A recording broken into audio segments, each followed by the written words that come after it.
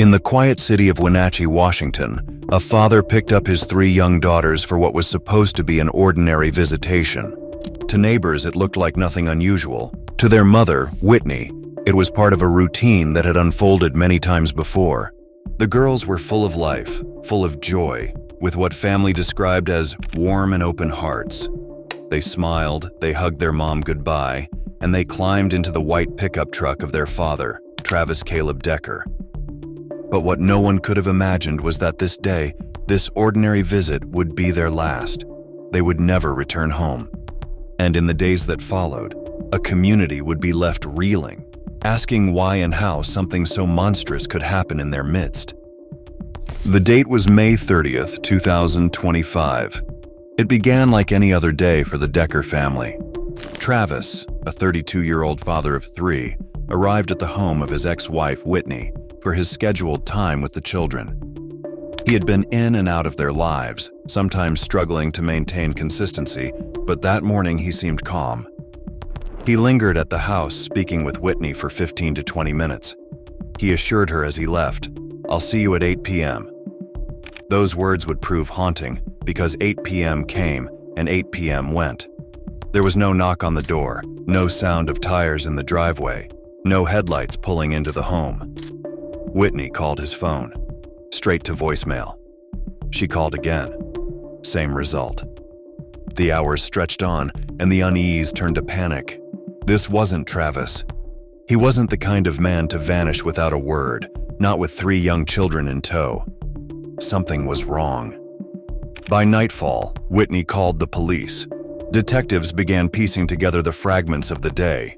Travis had missed a planned 5K run with the kids earlier that morning, something he had promised to do. Now his phone was dead. The Wenatchee Police Department issued an endangered missing persons alert, plastering the community with the urgent faces of 3 young girls and their father. They also noted a disturbing detail. Travis was homeless and living in his vehicle or at various hotels, motels, or campgrounds. He was unstable, transient, and now he was gone with the children. The investigation was underway, but in its earliest hours, no one could have predicted the horror waiting to be uncovered. For 3 days, the search continued. Officers scoured highways and back roads, motels and campgrounds, asking questions, following tips. Friends and neighbors clung to hope. Maybe he had taken the girls camping.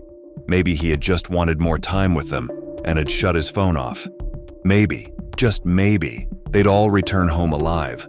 But on June 2nd, that fragile hope was torn apart. Authorities located Travis's white pickup truck near the Rock Island campground in Chelan County. The truck was unoccupied. Searchers moved into the area, canvassing the woods, scanning the riverbanks, and it was there they made the discovery that would haunt them for the rest of their lives. The bodies of Peyton, Evelyn, and Olivia were found nearby. Each child had plastic bags placed over her head. 2 of the girls each had 2 bags. The youngest had 3. Their small wrists were bound with zip ties, their last moments a suffocating nightmare.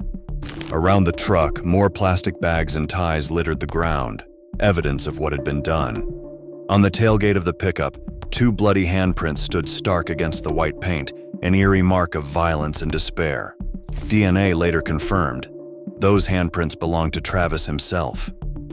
The coroner's report confirmed what was already suspected. The cause of death was suffocation. The manner, homicide. The Chelan County Sheriff's Office issued a statement, offering condolences to the grieving family and the devastated community. For Whitney, the worst had come true. The children she had kissed goodbye just days earlier would never return. The search for missing girls had ended.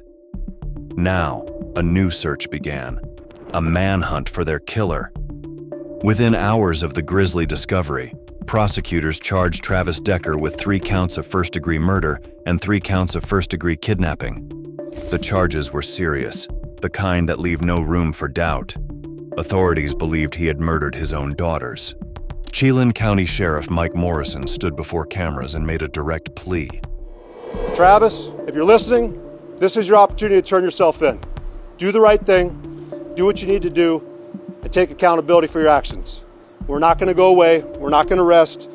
and we're going to make sure we find you. Court documents revealed the chilling details investigators uncovered at the scene. Plastic bags over the girls' heads, wrists bound with zip ties, bags and ties scattered around the area, and the bloody handprints on the truck's tailgate. The evidence was damning, but Travis himself was nowhere to be found. The manhunt expanded rapidly. The area where the initial crime took place. We've had our agents, our investigators, along with the U.S. Marshals Service and our volunteer search and rescue team that did a thorough grid search around the initial campsite. We had our investigators embedded in with that process. The FBI is now following up behind to expand. Local officers were soon joined by the FBI, the Department of Homeland Security, and the U.S. Marshals Service. Travis wasn't just any suspect. He was a military veteran, a man with extensive survival training. He had learned how to vanish, how to live off the land, how to evade capture.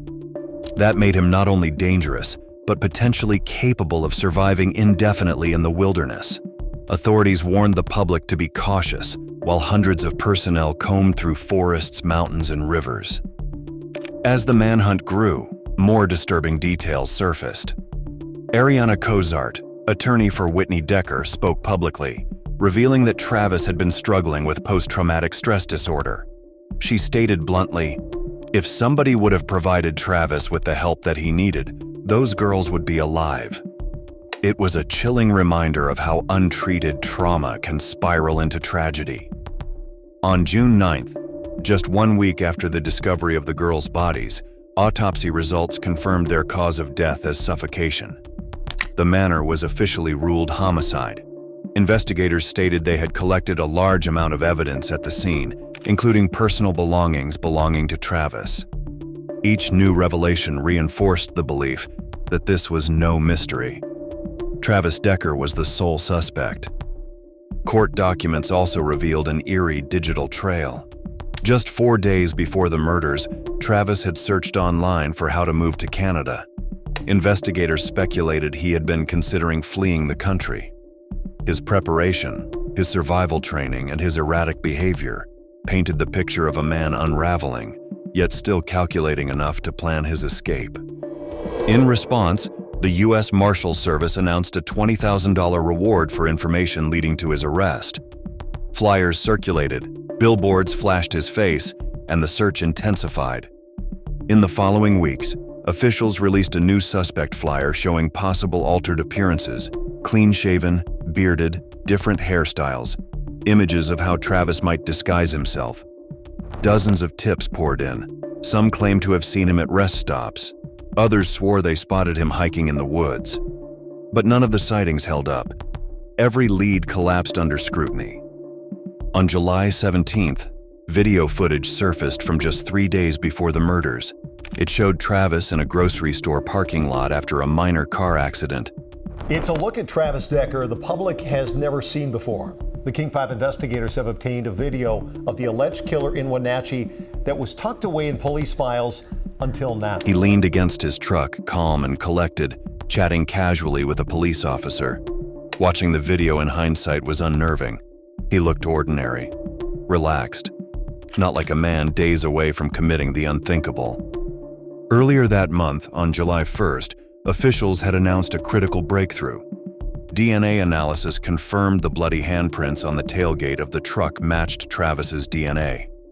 It was an unshakable link, another piece of evidence locking the case around him. On July 5th, campers in Idaho reported seeing someone who looked like him. The U.S. Marshals Greater Idaho Fugitive Task Force was deployed to investigate. Hopes surged briefly, but once again, the lead went cold. By late July, after nearly 2 months of intense searching, officials announced they were scaling back. The manhunt had consumed enormous resources. The search, they said, had been exhaustive. Behind the scenes, some officers admitted what they feared. Travis may have been using his military training to stay one step ahead, surviving in the wilderness like a ghost. Still, evidence continued to build. On August 18th, a new breakthrough was announced. The Washington State Crime Lab confirmed DNA profiles matching Travis were found on the very plastic bags and cable ties used in the murders. The DNA of the 3 girls was also on the bags. It was as if the crime scene spoke directly, pointing back to the man who had once been their protector. The evidence was now overwhelming. In response, the FBI launched a renewed search, deploying over 100 personnel to scour more than 1 million square meters near the campground. Searchers battled heat, rugged terrain, and fatigue. During the operation, they recovered several items believed to be connected to Travis, but still, no trace of the man himself.